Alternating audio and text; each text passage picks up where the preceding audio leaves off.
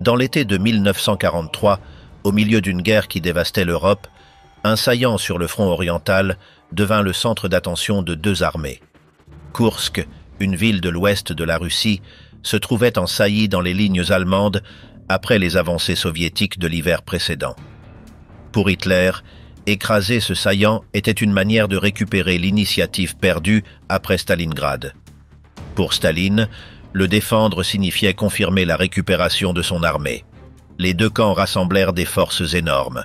L'Allemagne concentra près de 900 000 hommes, plus de 2700 tanks et des milliers de pièces d'artillerie.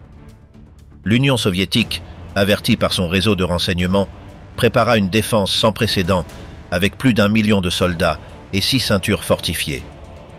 Pendant des semaines, le saillant de Koursk se remplit de tranchées, de champs de mines et de positions d'artillerie, tandis que les tanks Tigre, Panthère et T-34 se préparaient pour une bataille qui, tout le monde le savait, serait décisive. Le 5 juillet, la plus grande bataille de tanks de l'histoire était sur le point de commencer. Il ne s'agissait pas seulement de contrôler un territoire, c'était le destin du front oriental qui était en jeu. Qui a réussi à imposer sa force à Koursk?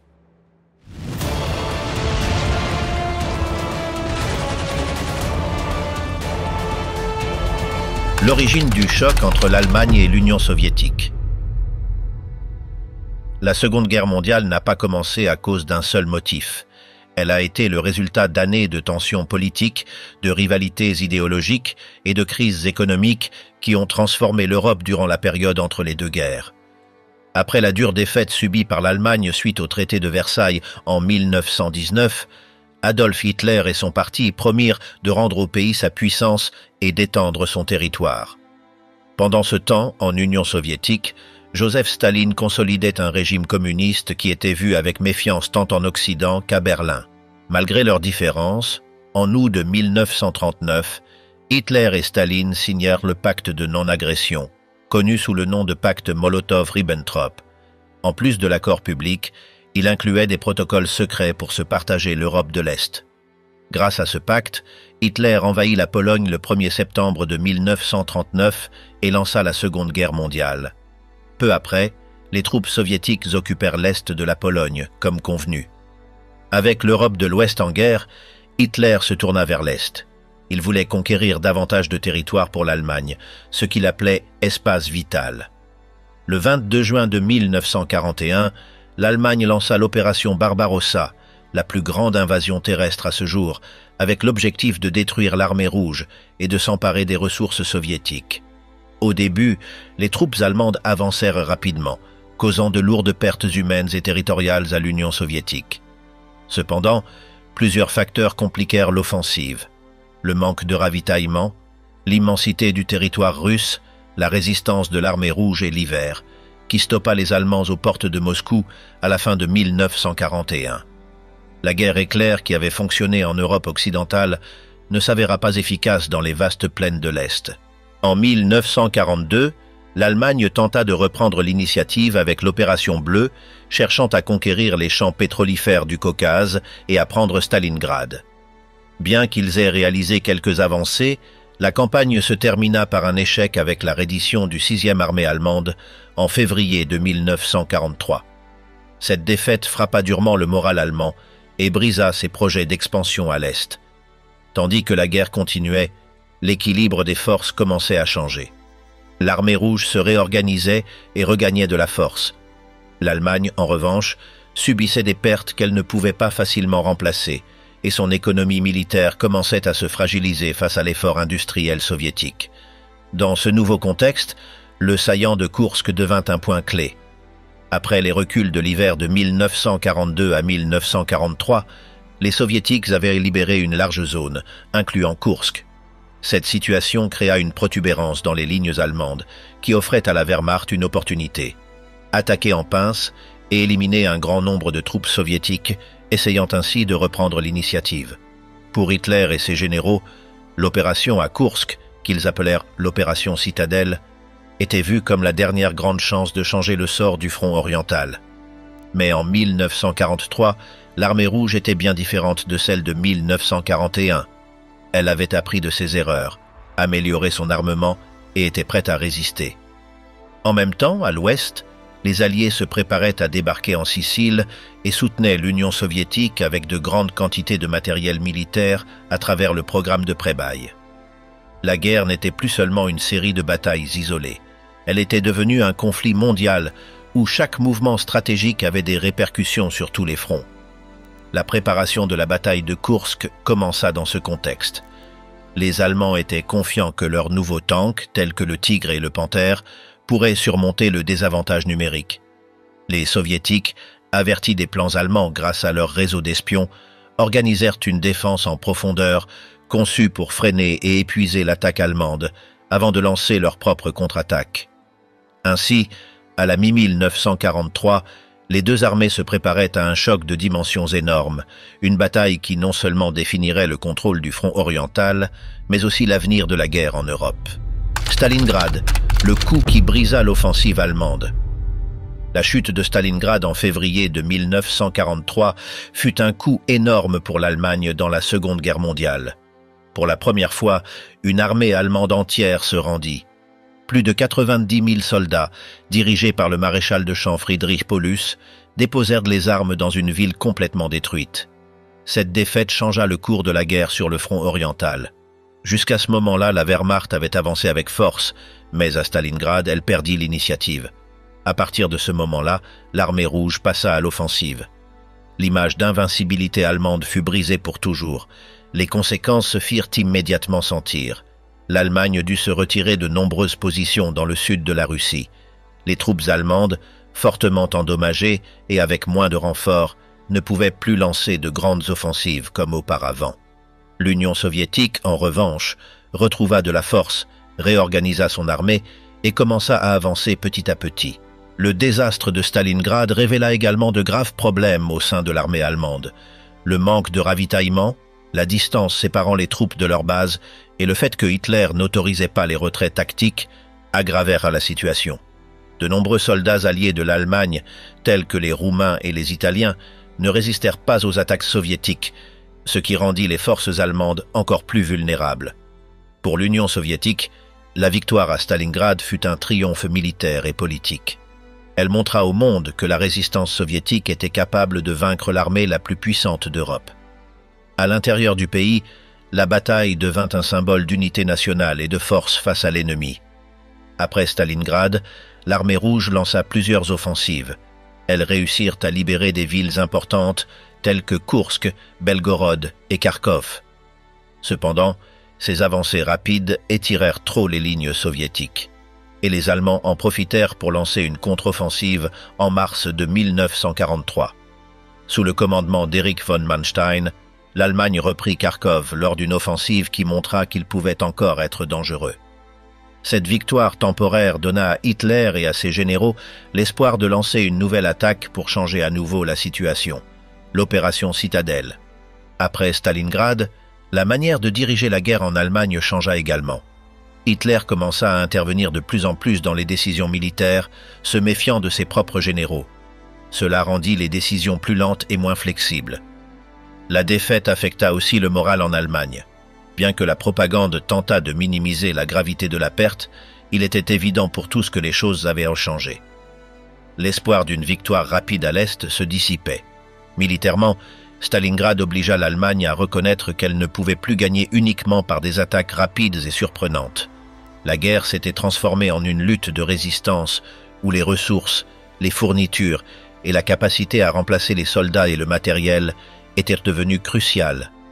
Dans ce domaine, l'Union soviétique, avec sa population immense et l'aide des États-Unis et de la Grande-Bretagne, avait un avantage. Malgré la dure leçon de Stalingrad, Hitler décida de parier une fois de plus sur une grande offensive. Kursk devint l'objectif. Le plan était de lancer une attaque concentrée sur le saillant de Kursk, de l'encercler et de détruire une grande partie de l'armée rouge. Mais en 1943, l'armée rouge était différente de celle de 1941. Elle avait appris de ses erreurs, amélioré son équipement et était prête à résister. Pour l'Allemagne, Kursk représentait une dernière opportunité pour récupérer l'avantage. Pour l'Union soviétique, c'était l'occasion de confirmer sa récupération et de continuer à avancer vers la victoire finale. Les deux armées commencèrent à se préparer pour ce qui allait être l'un des affrontements les plus grands et décisifs de toute la guerre. Naissance du saillant de Koursk. Après la victoire soviétique à Stalingrad et les reculs allemands pendant l'hiver de 1942 à 1943, la carte du front oriental changea. Entre les villes d'Oriol au nord et Belgorod au sud, une protubérance se forma dans les lignes de combat. Au centre de ce saillant se trouvait la ville de Koursk. Cette zone qui saillait vers l'ouest dans les lignes allemandes était le résultat des offensives soviétiques qui avaient libéré plusieurs territoires après Stalingrad. Pour les Allemands, le saillant représentait une menace. De là, l'armée rouge pouvait lancer de nouvelles attaques dans plusieurs directions. Pour les soviétiques, en revanche, c'était une position d'avancée conquise à grand prix qu'ils devaient protéger à tout prix. Le saillant de Koursk mesurait environ 250 km de large et 160 de profondeur. En termes militaires, sa forme offrait des avantages et des risques. Si les Allemands attaquaient simultanément avec force sur les flancs nord et sud, ils pouvaient encercler les troupes soviétiques qui se trouvaient à l'intérieur. Cette idée fut perçue par le haut commandement allemand comme une opportunité de frapper l'armée rouge, de détruire un grand nombre de troupes et de récupérer l'initiative à l'est. La création du saillant se produisit de manière graduelle, à mesure que les soviétiques repoussèrent les troupes allemandes pendant les premiers mois de 1943. Cependant, l'ampleur même de l'avancée soviétique exposa leurs armées.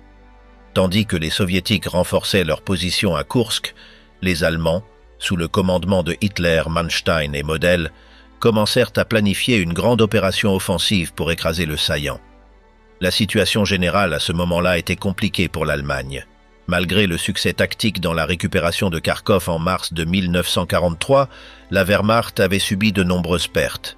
Ses divisions d'infanterie étaient affaiblies, et bien que de nouveaux modèles de tanks tels que le Tigre et le Panthère aient été déployés, la plupart de leurs forces dépendaient encore de modèles plus anciens. De leur côté, l'Union soviétique était en pleine phase de reconstruction militaire. Après les coups reçus en 1941 et 1942, l'armée rouge avait appris à mieux organiser ses troupes, à coordonner les attaques combinées d'infanterie, d'artillerie et de blindés, et à construire des systèmes défensifs solides. De plus, la production soviétique d'armement et de véhicules, renforcée par le programme d'aide alliée, avait considérablement augmenté. Au fur et à mesure que les semaines passaient, le saillant de Koursk se transforma en une zone de concentration des forces.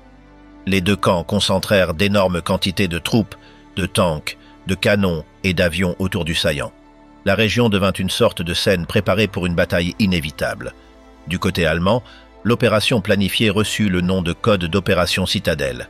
Son objectif était de lancer deux attaques simultanées, l'une depuis le nord, sous le commandement du général Walter Model, et l'autre depuis le sud, sous le commandement d'Erich von Manstein.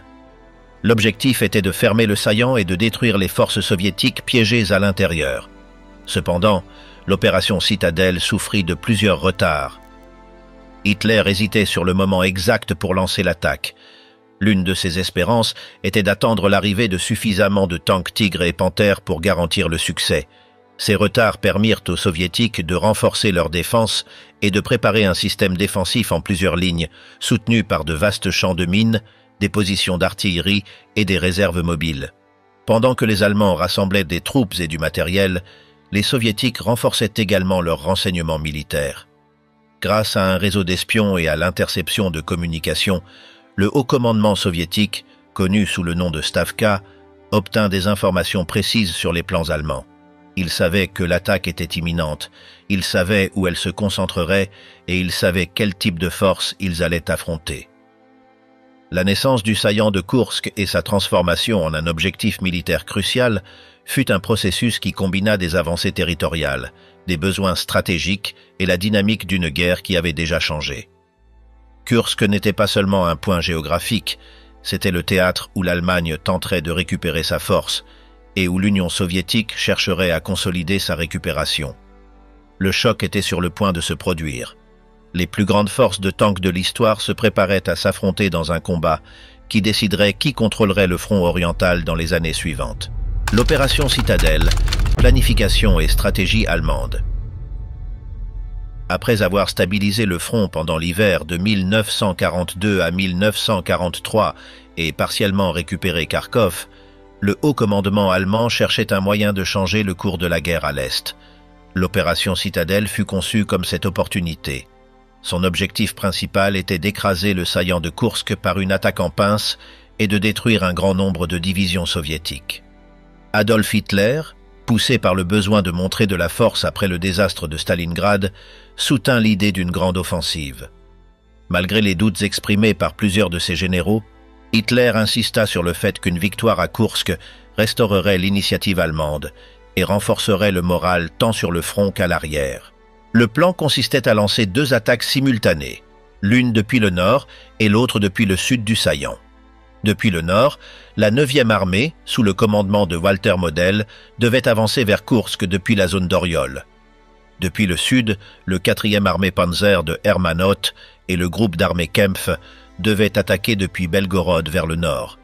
Si les 2 attaques réussissaient, les forces soviétiques dans le saillant seraient piégées et détruites. Les Allemands prévoyaient de concentrer leurs meilleures unités pour cette opération. Participeraient des divisions d'élite, comme le corps Panzer SS, et de nouveaux tanks tels que les modèles Tigre et Panthère seraient déployés. L'espoir était que la supériorité technique de ces véhicules blindés compenserait le désavantage numérique face à l'armée rouge. Cependant, le processus de planification fut semé d'embûches. Hitler reporta à plusieurs reprises la date de début de l'opération. Au début, l'attaque devait être lancée en avril, mais le manque de suffisamment de tanks neufs et les conditions climatiques retardèrent le plan. La date définitive fut fixée au début de juillet de 1943. Cette attente, bien qu'elle permit aux Allemands de rassembler plus de matériel, donna également aux Soviétiques le temps de renforcer leur défense. Grâce à leur réseau de renseignement, les Soviétiques savèrent qu'une attaque à grande échelle était en préparation contre le saillant de Koursk et agirent en conséquence. Un autre problème fut le désaccord entre les généraux allemands eux-mêmes. Walter Model, responsable de l'attaque au nord, était sceptique quant à la possibilité d'un succès rapide. Observant les fortifications soviétiques croissantes, Model proposa de repousser l'attaque ou de l'annuler, mais Hitler rejeta cette proposition. D'autres, comme Erich von Manstein, étaient plus optimistes, bien qu'ils reconnaissent qu'une attaque réussie ne serait possible que si l'on parvenait à surprendre les Soviétiques. La stratégie allemande dans Citadelle conservait l'essence des opérations précédentes, rechercher une grande victoire par l'utilisation concentrée de blindés, d'artillerie et de soutien aérien. Le modèle restait basé sur la Blitzkrieg, bien que les conditions de 1943 ne soient plus celles de 1941. L'armée rouge était maintenant plus forte, mieux organisée et mieux préparée à affronter des attaques massives.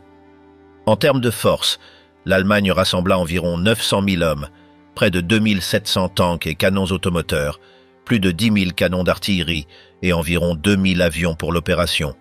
C'était une concentration énorme, mais toujours inférieure à la puissance de défense soviétique qui avait déployé environ 1 300 000 soldats et près de 3 600 tanks dans la région de Koursk. Hitler comptait sur l'utilisation des nouveaux blindés, en particulier le Tigre et le Panthère, pour faire la différence. Le Tigre, avec son puissant canon et son épais blindage, était supérieur aux tanks soviétiques en combat ouvert.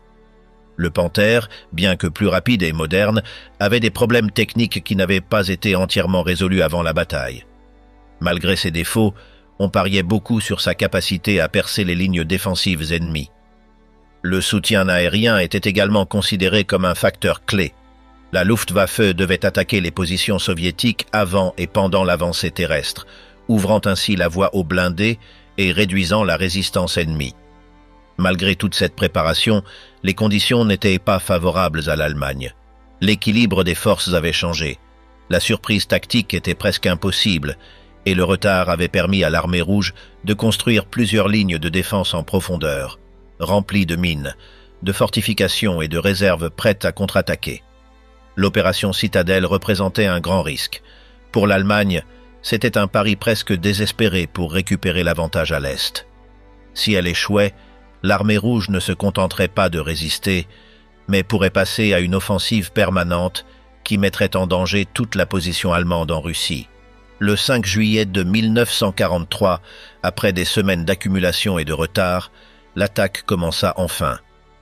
Les deux armées allemandes avancèrent contre un ennemi qui attendait déjà, retranché et déterminé à résister. La bataille de Koursk avait commencé. La préparation soviétique, défense, renseignement et logistique. Pendant que l'Allemagne planifiait son attaque contre le saillant de Koursk, l'Union soviétique ne resta pas les bras croisés. Grâce à son réseau de renseignement, le haut commandement soviétique sut dès le début que les Allemands préparaient une grande offensive. Cette information fut cruciale pour concevoir une défense profonde et bien organisée. L'Armée rouge, sous la direction de la Stavka, se fixa comme objectif de résister à l'attaque allemande, puis de passer à l'offensive. Pour ce faire, les Soviétiques construisirent l'un des systèmes défensifs les plus complexes de toute la guerre. La défense à Koursk n'était pas une simple ligne de tranchées. C'était un enchevêtrement de plusieurs couches de positions fortifiées, conçues pour freiner, épuiser et enfin arrêter toute avancée ennemie. Jusqu'à 6 ceintures défensives consécutives furent créées autour du saillant. Chaque ceinture était composée de kilomètres de tranchées, de champs de mines, de positions d'artillerie cachées, de nids à mitrailleuses, d'obstacles anti-chars et de refuges bien camouflés. L'idée était simple, empêcher que les blindés allemands ne brisent la défense en une seule attaque et les forcer à faire face à plusieurs lignes de résistance. La quantité de mines utilisées fut énorme. Plus de 500 000 mines anti-chars et anti-personnel furent placées le long des principales routes d'avancée prévues. Ces mines ralentiraient l'avancée ennemie et forceraient les tanks allemands à se déplacer lentement, facilitant leur destruction par l'artillerie et les chasseurs de chars. L'artillerie soviétique joua un rôle central dans la défense. Des milliers de canons et de lance-roquettes furent concentrés dans des zones stratégiques, prêts à ouvrir un feu massif dès que les Allemands tenteraient de percer les lignes. De plus, des unités de réserve mobiles furent mises en place, capables de lancer des contre-attaques locales là où l'ennemi réussirait à avancer. L'Armée rouge apprit également des erreurs du passé. Contrairement aux premières années de la guerre, ses troupes étaient maintenant mieux entraînées pour coordonner l'infanterie, les blindés et l'artillerie. La communication entre les unités s'améliora et les commandants soviétiques avaient plus de liberté pour prendre des décisions rapides sur le terrain. En termes de préparation matérielle, l'Union soviétique avait réalisé une grande récupération. Pendant 1942 et 1943, son industrie militaire augmenta significativement la production de tanks, de canons, d'avions et de munitions. Une grande partie de cette production fut rendue possible grâce à la relocalisation des usines vers les montagnes de l'Oural, à l'abri de la portée allemande, et aux fournitures reçues grâce au programme de pré-bail des États-Unis et de la Grande-Bretagne. À Koursk, les tanks T-34 restaient l'épine dorsale des forces blindées soviétiques. Bien qu'ils ne fussent pas invulnérables face aux nouveaux tanks allemands comme le Tigre, leur nombre et leur facilité de production en faisaient une force redoutable. De plus, l'Armée rouge déploya des canons anti-chars et des unités spécialisées dans les embuscades pour contrer les avancées ennemies. Dans les airs, bien que la Luftwaffe ait encore un avantage tactique, l'aviation soviétique était mieux organisée qu'auparavant. L'Armée rouge de l'air ne pouvait pas seulement soutenir les forces terrestres, mais aussi disputer le contrôle du ciel dans des combats plus équilibrés. La Stavka attribua également des forces de réserve en profondeur, prêtes à être utilisées au cas où les Allemands perçaient les premières lignes de défense. Ces réserves comprenaient des armées complètes de tanks et d'infanterie, prêtes à intervenir au moment décisif de la bataille. Au niveau du commandement et du contrôle, il y eut une différence importante par rapport aux campagnes précédentes. Staline, qui auparavant intervenait directement dans les décisions tactiques, donna désormais plus d'autonomie à ses généraux, tels que Zhukov, Rokossovski et Vatutin. Cette flexibilité permit aux opérations d'être plus agiles et moins vulnérables aux erreurs de calcul politique. La préparation soviétique fut si intense et minutieuse que les soldats eux-mêmes savaient qu'ils faisaient face à une épreuve historique. Il ne s'agissait pas seulement de défendre un secteur, mais de défendre toute la stratégie de récupération de l'Union soviétique. Si les Allemands perçaient à Koursk, l'Armée rouge serait forcée de reculer à nouveau. Si elles résistaient, elles auraient l'opportunité de passer définitivement à l'offensive. Pour les Soviétiques, Koursk n'était pas simplement une bataille de plus, c'était le moment de prouver qu'ils avaient appris, résisté, et qu'ils pouvaient désormais vaincre. Avec leurs défenses en place, leurs réserves prêtes et leurs forces prêtes à agir, L'armée rouge attendait l'attaque allemande. Chaque soldat, chaque commandant, chaque batterie d'artillerie savait que le choc à venir pourrait décider de l'avenir de toute la guerre à l'Est. La bataille de Prokhorovka est le point de rupture. Le 12 juillet de 1943, à proximité du petit village de Prokhorovka, se déroula l'un des combats de tanks les plus intenses et sanglants de toute l'histoire. Après plusieurs jours de lutte acharnée, les forces allemandes avaient réussi à avancer dans le sud du saillant de Koursk. Cependant, elles n'avaient pas percé les défenses soviétiques. Pour freiner leur avancée et changer le cours de la bataille, l'armée rouge lança une contre-offensive massive dans cette zone. Le corps Panzer SS, composé de certaines des divisions les plus expérimentées de l'armée allemande, telles que la Leibstandarte, Das Reich et Totenkopf, menait l'avancée allemande vers Prokhorovka. En face de lui, le 5e armée de tanks de la garde, commandé par le général Pavel Rotmistrov, avait pour mission de les arrêter. L'affrontement fut brutal. Plus de 1200 tanks et véhicules blindés s'affrontèrent dans un espace relativement petit, au milieu de champs ouverts, de ravins et de zones boisées. Le combat se déroula à très courte distance, dans de nombreux cas à moins de 500 mètres. Cela annula partiellement l'avantage que les tanks allemands les plus lourds, comme le Tigre, avaient à longue portée. Depuis l'aube, les soviétiques lancèrent des attaques frontales massives. Leurs tanks T-34, plus légers et maniables, avancèrent en vague contre les positions allemandes. La tactique soviétique était simple mais risquée, s'approcher suffisamment pour neutraliser la supériorité du canon du Tigre et obliger les Allemands à combattre dans des conditions défavorables. La bataille s'est transformée en une série de combats chaotiques. Les champs de bataille se remplirent rapidement de véhicules détruits, de fumée et de cratères d'explosion. L'artillerie et l'aviation des deux camps intervenaient constamment, augmentant encore la destruction. Le terrain joua un rôle important. Les ondulations, les ravins et les obstacles naturels compliquaient les déplacements des tanks allemands, conçus pour des combats à ciel ouvert. Les T-34 soviétiques, bien que plus vulnérables, parvenaient à mieux exploiter le terrain pour attaquer depuis des positions inattendues. Les pertes furent énormes des deux côtés.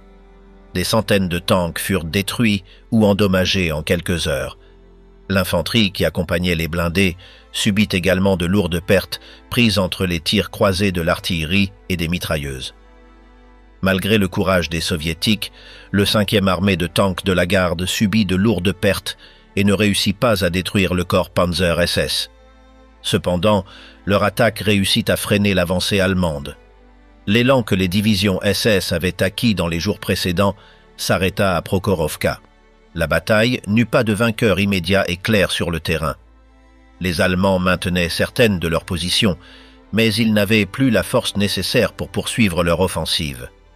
Leurs pertes de blindés étaient difficiles à remplacer, et le temps jouait contre eux. Tandis qu'à Prokhorovka les combats se poursuivaient, sur d'autres secteurs du front, les Soviétiques lançaient de nouvelles offensives, comme l'opération Kutuzov au nord de Koursk. Ces offensives contraignaient les Allemands à détourner des troupes et des ressources initialement destinées à soutenir l'opération Citadelle. Le 13 juillet, Hitler ordonna la suspension de l'offensive à Koursk. La nouvelle des débarquements alliés en Sicile aggravait la situation stratégique. L'Allemagne ne pouvait plus se permettre de concentrer ses forces uniquement à l'est. Elle devait désormais se défendre également sur le front occidental. La bataille de Prokhorovka marqua le point de rupture de l'opération Citadelle. Bien que l'armée rouge ait payé un prix très élevé en vies humaines et en matériel, elle réussit son objectif principal, arrêter l'offensive allemande. Après Prokhorovka, les Allemands perdirent la possibilité de récupérer l'initiative à l'est. L'armée rouge, en revanche, commençait à préparer une série de contre-offensives qui repousseraient les Allemands en arrière, amorçant ainsi le chemin qui, éventuellement, les mènerait à Berlin. Prokhorovka fut plus qu'une simple bataille de tanks. Ce fut le moment où la guerre sur le front oriental changea définitivement. À partir de ce moment-là, la Wehrmacht ne lancerait plus de grandes offensives à l'est. L'armée rouge prit le contrôle de la guerre et ne le lâcherait pas jusqu'à la fin du conflit. Le contre-attaque soviétique et l'effondrement de l'offensive allemande. Après la bataille de Prokhorovka et la suspension de l'opération Citadelle, l'armée rouge passa rapidement de la défense à l'offensive. Les plans soviétiques, préparés avant même la bataille, furent mis en œuvre presque immédiatement. Leur objectif était clair, profiter de l'usure allemande et récupérer du territoire dans tous les secteurs du saillant de Koursk. La première grande contre-offensive fut l'opération Kutuzov, lancée le 12 juillet contre le secteur nord du saillant, dans la zone d'Oriol. Les forces soviétiques, renforcées par des armées de tanks, d'infanterie et d'artillerie, attaquèrent les positions du 9e armée allemande commandée par Walter Model. Dès le départ, les Allemands, déjà affaiblis par l'opération Citadelle, rencontrèrent de grandes difficultés pour contenir la pression. Les combats furent intenses. Les Soviétiques avançaient lentement, faisant face à une résistance tenace et à des fortifications solides. Cependant, les Allemands ne pouvaient pas tenir indéfiniment. Chaque jour qui passait, leur ligne se fragilisait davantage. À la fin du mois de juillet, le saillant allemand d'Oriol s'effondra. Les troupes soviétiques reprirent la ville et forcèrent une retraite générale dans le secteur nord. En même temps, dans le secteur sud, l'armée rouge lança l'opération Roumiantsev au début du mois d'août. Cette offensive avait pour objectif principal de libérer les villes de Belgorod et Kharkov. Pour ce faire, le front de Voronej et le front de l'Estepa, soutenus par une grande concentration de tanks et d'artillerie, attaquèrent vigoureusement les positions allemandes. Les Allemands, épuisés et avec leurs réserves épuisées, ne purent stopper l'avancée soviétique. Le 5 août, les troupes soviétiques libérèrent Belgorod. Ce même jour, à Moscou, des salves d'artillerie furent tirées en signe de célébration. C'était la première fois qu'un tel acte était organisé pour commémorer une victoire importante pendant la guerre. La ville de Kharkov fut l'objectif suivant. Bien que les Allemands, sous le commandement de Manstein, tentèrent d'organiser une défense solide, la pression soviétique était trop forte. Après des semaines de durs combats urbains, Kharkov fut finalement libéré le 23 août 1943. La perte de Kharkov fut un coup dévastateur pour l'armée allemande à l'Est. Non seulement cela signifiait la perte d'une ville clé en termes stratégiques et industriels, mais cela représentait également la fin de toute possibilité pour l'Allemagne de récupérer l'initiative dans la région. La combinaison des opérations Kutuzov et Roumiantsev marqua l'échec total de l'opération Citadelle. Non seulement ils n'avaient pas réussi à détruire le saillant de Koursk, mais ils avaient perdu encore plus de territoire. À partir de ce moment, l'armée rouge maintiendrait l'offensive sur le front oriental sans interruption jusqu'à la fin de la guerre. La contre-offensive soviétique montra également l'évolution militaire de l'URSS. La coordination entre l'infanterie, les tanks, l'artillerie et l'aviation s'était considérablement améliorée. Les offensives étaient planifiées en profondeur, avec des objectifs clairs, des réserves mobiles et un système logistique garantissant l'approvisionnement constant en hommes et en matériel. D'un autre côté, la situation allemande se détériorait rapidement. Les pertes subies lors de Koursk et des offensives suivantes ne pouvaient pas être facilement remplacées.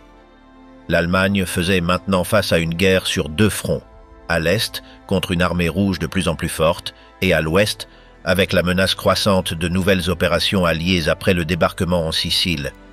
De plus, le moral des troupes allemandes sur le front oriental commença à chuter. L'idée d'une victoire rapide ou décisive disparut.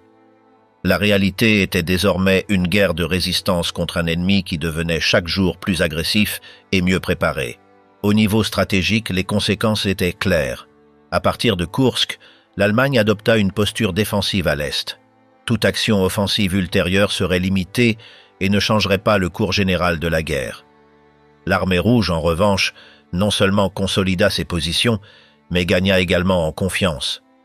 Les victoires de Koursk, Oriol, Belgorod et Kharkov démontrèrent que la machine militaire soviétique était prête pour de grandes campagnes offensives. La bataille pour récupérer toute l'Ukraine, la Biélorussie et finalement avancer vers la Pologne et l'Allemagne était en marche. La contre-offensive soviétique après Koursk fut plus qu'une simple réponse tactique. Ce fut le début de l'offensive finale qui, 2 ans plus tard, mènerait à la chute de Berlin. Conséquence de Koursk, le changement irréversible sur le front oriental. La bataille de Koursk, ainsi que les offensives qui suivirent, marqua un tournant décisif dans la Seconde Guerre mondiale. Après Koursk, l'Allemagne nazie perdit pour toujours l'initiative sur le front oriental. À partir de ce moment-là, l'armée rouge maintiendrait l'offensive de manière continue jusqu'à atteindre Berlin en 1945. L'échec de l'opération Citadelle signifiait bien plus qu'une défaite militaire. C'était la reconnaissance que la Wehrmacht ne pouvait plus gagner la guerre à l'Est. La capacité offensive allemande, fondée sur des opérations rapides et des frappes de manœuvre, fut anéantie à Koursk. Dès lors, l'Allemagne adopta une stratégie défensive, cherchant à freiner l'avancée soviétique plutôt qu'à dicter le rythme de la guerre.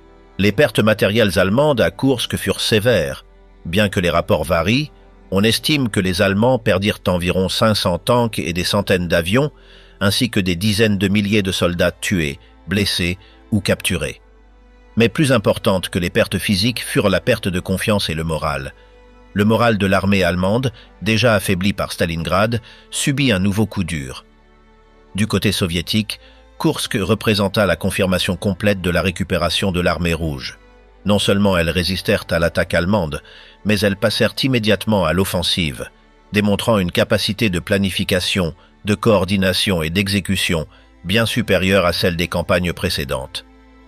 D'un point de vue industriel, Koursk révéla également l'avantage stratégique soviétique. Tandis que l'Allemagne luttait pour remplacer ses pertes, l'Union soviétique maintenait une production massive de tanks, d'avions et d'artillerie, surpassant largement la capacité allemande. De plus, le soutien logistique en provenance des États-Unis et de la Grande-Bretagne renforçait encore l'effort de guerre soviétique. Sur le plan politique et stratégique, Koursk accéléra la chute de l'influence allemande en Europe de l'Est. Avec l'armée rouge avançant vers l'ouest, les pays alliés de l'Allemagne, tels que la Roumanie, la Hongrie et la Bulgarie, commencèrent à reconsidérer leur position dans la guerre. À l'ouest, les Alliés observaient attentivement le déroulement de la bataille de Koursk. La capacité de l'Union soviétique à résister et à avancer renforça la coopération au sein de la Grande Alliance. Cela convainquit les commandements alliés qu'il était de plus en plus urgent d'ouvrir un deuxième front en Europe de l'Ouest pour assurer la défaite du Troisième Reich. Militairement, Koursk enseigna des leçons importantes. L'ère de la Blitzkrieg était terminée. Les guerres de mouvements rapides et de pénétration profonde qui avaient caractérisé les campagnes allemandes en 1939 et 1959-40 n'étaient plus possibles contre un ennemi préparé, bien approvisionné et doté d'une défense en profondeur comme celle que l'Union soviétique avait construite. Dès lors, la Wehrmacht se vit contrainte de mener une guerre de position, défendant des fronts vastes avec moins d'hommes et de ressources que nécessaire. Cette situation conduisit à une série de retraites ordonnées, de contre-attaques locales, mais jamais plus à une offensive à grande échelle à l'Est. Pour l'Union soviétique, Koursk fut un signe clair que la victoire finale était possible. L'expérience acquise dans la planification d'offensives massives, l'utilisation combinée des armes et la capacité de maintenir l'élan offensif seraient mises à profit dans les campagnes suivantes. En Ukraine, Biélorussie, Pologne et enfin en Allemagne. Les conséquences humaines de Koursk furent énormes. Des dizaines de milliers de soldats moururent en l'espace de quelques semaines. Les zones rurales de Koursk, Oriol et Belgorod furent dévastées, couvertes de débris de blindés et de villages réduits en ruines par les combats. Cependant, pour l'armée rouge et pour l'Union soviétique en général, le coup fut perçu comme nécessaire. Koursk fut l'étape décisive pour s'assurer que la guerre ne reviendrait plus jamais au cœur de la Russie. La victoire scella la transformation de l'armée rouge en une machine militaire capable de mener la guerre sur le territoire ennemi. La bataille de Koursk ferma définitivement le chapitre des offensives allemandes à l'Est. À partir de ce moment-là, l'histoire de la guerre en Europe serait celle des reculs allemands, des avancées soviétiques et de la chute lente mais inéluctable du Troisième Reich. Témoin de la plus grande bataille de tanks. La bataille de Koursk fut l'un des plus grands affrontements de la Seconde Guerre mondiale. Au-delà des chiffres et des mouvements de troupes, l'expérience des soldats qui combattirent sur place offre une vision directe de la dureté du conflit. Du côté soviétique, Alexei Smirnov, un soldat d'infanterie, se souvenait des jours précédant l'attaque allemande. Nous savions qu'ils arrivaient. Chaque nuit, nous entendions les moteurs de leurs tanks. Personne ne dormait bien. Nous nous préparions à résister, sachant qu'il n'y aurait pas de retraite. Lorsque le bombardement préalable à l'attaque commença, Ivan Petrov, un artilleur soviétique, décrivit le moment comme une tempête de bruits et de terre soulevée par les explosions. L'artillerie allemande frappa pendant des heures. Nous ne pouvions même pas lever la tête, Nous pensions que nous ne survivrions pas au premier jour. Les Allemands savaient également que l'opération ne serait pas simple. Heinrich Reuter, soldat de la division Totenkopf, écrivit dans son journal « Chaque mètre, nous avancions sous un feu nourri. Chaque position soviétique était défendue jusqu'au dernier homme. Je n'avais jamais vu une résistance aussi organisée. » Dans les combats autour de Prokhorovka, les affrontements de tanks furent particulièrement féroces. Sergueï Antonov, conducteur d'un T-34, se souvint de l'avancée contre les blindés allemands. Il n'y avait pas de temps pour des tactiques compliquées, nous foncions directement vers eux. La fumée, la poussière et le bruit recouvraient tout. Parfois, on voyait l'ennemi à seulement quelques mètres. Les forces allemandes, confiantes dans la supériorité de leurs tanks Tigre, rencontrèrent une résistance inattendue. Un officier du corps Panzer SS nota « Nos tanks étaient plus forts, mais eux étaient plus nombreux. Chaque fois que nous en détruisions un, il semblait qu'il en apparaissait 3 autres. » Ce n'était pas une lutte de manœuvre, c'était une lutte de résistance. L'infanterie, tant allemande que soviétique, souffrit énormément. Les tranchées, les champs de mines et les bombardements constants rendaient presque impossible tout mouvement sans risque. Vladimir Kuznetsov, un infirmier soviétique, raconta que de nombreux blessés ne pouvaient être évacués à temps. Nous faisions ce que nous pouvions. Nous les emmenions dans des refuges improvisés sous terre, mais beaucoup ne survivaient pas. Le manque d'eau et la nourriture rare aggravèrent les conditions. Les soldats passaient des journées entières dans des tranchées inondées ou entre des cratères d'explosion. La chaleur de l'été faisait infecter rapidement les blessures et les maladies commencèrent à se propager parmi les troupes épuisées. Le terrain compliquait également tout. Les ravins, les rivières et les champs boueux ralentissaient à la fois les attaquants et les défenseurs. Un commandant d'artillerie allemand décrivit le champ de bataille comme une masse de boue, d'acier tordu et de corps, où le mouvement était lent et dangereux. Les combats laissèrent des cicatrices profondes. De nombreux soldats qui survécurent se souvinrent de la bataille comme un moment de souffrance continue. Pour certains, ce fut leur première expérience de combat réel. Pour d'autres, ce fut une répétition de la brutalité qu'ils avaient déjà vue lors de campagnes précédentes. Les différences de motivation entre les deux armées étaient également évidentes dans les témoignages. Pour les soldats soviétiques, défendre Koursk, c'était défendre leur patrie. Pour de nombreux Allemands, en revanche, la sensation d'avancer vers une victoire certaine avait déjà disparu. La bataille était perçue comme une lutte pour survivre, non pour conquérir. À mesure que l'offensive allemande échouait, les témoignages recueillis montrent un changement dans l'état d'esprit des troupes. Les soldats soviétiques parlèrent d'une confiance grandissante. Chaque jour qu'ils résistaient, chaque contre-attaque lancée, était un signe qu'ils pouvaient vaincre. Parmi les Allemands, en revanche, l'idée que la guerre à l'Est ne pouvait plus être gagnée commençait à s'installer. Les officiers allemands furent également conscients de cette transformation. L'un d'eux, écrivant après la guerre, reconnut « À Koursk, nous n'avons pas seulement perdu des tanks, nous avons perdu l'espoir de dicter les termes de la guerre. » À la fin de la bataille, le paysage reflétait l'ampleur du combat. Des villages entiers avaient été anéantis. Les champs étaient remplis de véhicules détruits, de cratères d'artillerie et de tranchées abandonnées. Pour ceux qui survécurent, Koursk demeura gravé comme une bataille de résistance extrême, où la survie était en soi un exploit. Ces témoignages, recueillis par les historiens dans les années qui suivirent, offrent un aperçu direct de la réalité de la bataille. Au-delà des stratégies et des chiffres, la bataille de Koursk fut vécue par des milliers d'hommes ordinaires, dans des conditions qui mirent à l'épreuve leur résistance physique et mentale. La bataille de Koursk fut l'un des plus grands combats de la Seconde Guerre mondiale. L'Allemagne rassembla près de 900 000 soldats, 2700 tanks et plus de 10 000 canons pour tenter d'écraser l'armée rouge. En face, l'Union soviétique déploya plus de 1 300 000 hommes et 3 600 tanks, organisés en 6 lignes défensives. L'attaque allemande commença le 5 juillet 1943. Mais les champs de mines, la résistance soviétique et la supériorité numérique ralentirent et rendirent à l'avancée lente et sanglante. Le 12 juillet, à Prokhorovka, plus de 1200 tanks s'affrontèrent dans l'un des combats les plus intenses de toute la guerre. C'est là que l'élan allemand s'arrêta définitivement. Peu après, l'armée rouge lança ses contre-offensives, libérant des villes comme Oriol, Belgorod et Kharkov. L'Allemagne perdit environ 500 tanks des centaines d'avions et des dizaines de milliers de soldats. Mais plus important encore, elle perdit la possibilité de relancer une offensive sur le front oriental. À partir de Koursk, l'armée rouge avança continuellement jusqu'à la chute de Berlin en 1945. L'industrie soviétique, renforcée par le soutien des alliés occidentaux, garantissait que le désastre de 1941 ne se reproduirait plus jamais. Pour les soldats qui combattirent à Koursk, ce fut une bataille de résistance extrême.